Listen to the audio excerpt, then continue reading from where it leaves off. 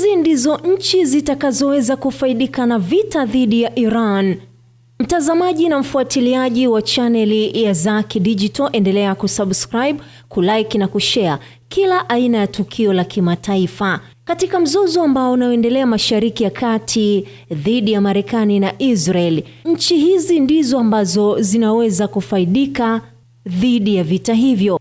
Ni mara chache sana kunakuwa na washindi dhahiri katika vita, na watu wa kawaida mara nyingi hulipa gharama kubwa zaidi. Huku kwa upande wa masoko ya kimataifa ya mafuta na hata misururu ya ugavi ikiwa katika mgawanyiko. Baadhi ya nchi duniani kote zinatazamia matokeo mabaya ya kiuchumi, lakini nyingine zinaweza kupata fursa mpya za kimkakati miongoni mwa machafuko hayo. Vita vya Marekani na Iran dhidi ya Israel vina madhara makubwa kwa kanda na hata dunia kwa ujumla.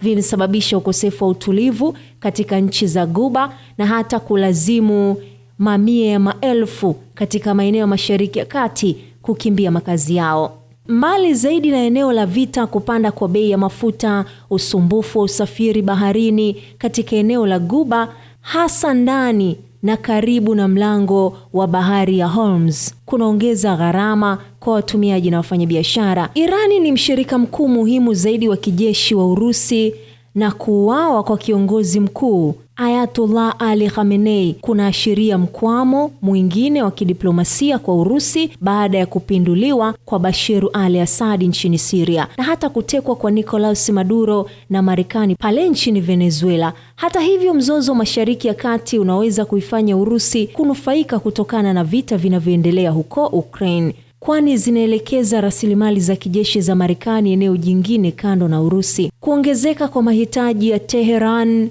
kwa ndege zisizo na rubani za Shahedi za Iran, hata hivyo, hakuna uwezekano mkubwa wa kuathiri Urusi nchini Ukraine. Wataalamu wamebainisha hayo.